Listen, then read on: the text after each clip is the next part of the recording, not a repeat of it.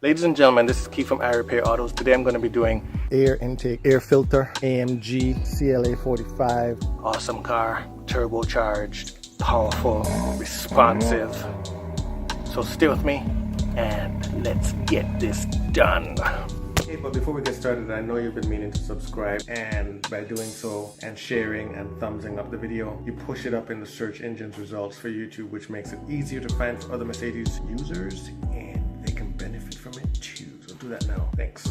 Ladies and gentlemen, so we're going to be doing an air intake, air filter, AMG CLA 45. Hood is already opened, and this is the turbo. So we're going to get started. Torx 25, and on the air filter box, there are 4 screws that hold it in place, so we're going to get those off.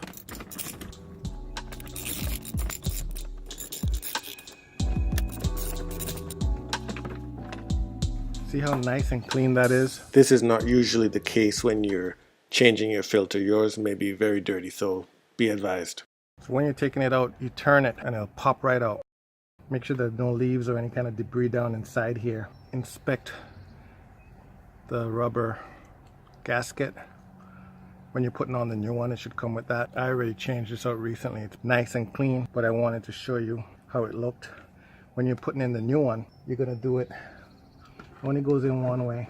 You put it down and it should find that notch like that, and then you slide it around and it locks right in place.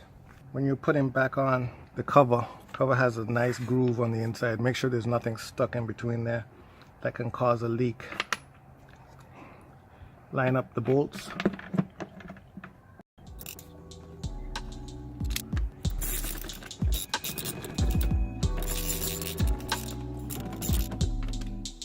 Don't over tighten, because these are metal screws going into plastic. As always, everyone, don't forget to like, share, subscribe to my channel if you find these videos helpful.